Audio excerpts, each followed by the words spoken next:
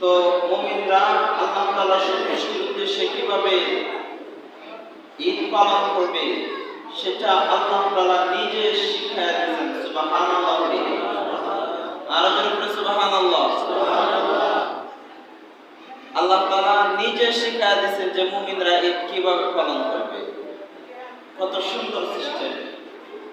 যে সৃষ্টি জগতের স্রষ্টা, যে মালিক, যে মনিব আমাদেরকে সৃষ্টি করেছেন, আমরা কিভাবে আনন্দ করতে করব সেটাও তিনি শিখিয়ে দিয়েছেন। এর চাইতে আনন্দের বিষয় আর কি হতে পারে?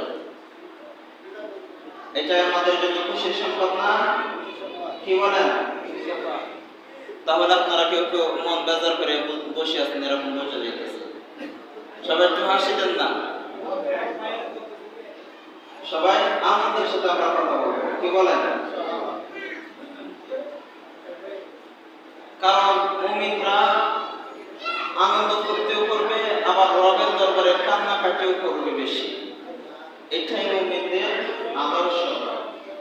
লাকাদ কানা লাকুম ফি রাসূলিল্লাহি উসওয়াতুন হাসানাহ। আল্লাহ তাআলা বলেন, আমি নবীর মাধ্যমে তোমাদের মধ্যে উত্তম আদর্শ দিয়ে দিলাম।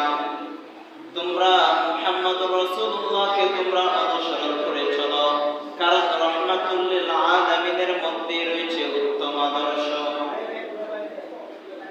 আমরা সে নবীর আদর্শকে বাদ দিয়ে কি অন্য কারো আদর্শ গ্রহণ করতে পারি? একটু কথা বলবেন। আমরা কি নবীর আদর্শ বাদ দিয়ে অন্য কারো আদর্শ গ্রহণ করতে পারি? আমরা অন্য কারো আদর্শ গ্রহণ করতে পারি না, কারণ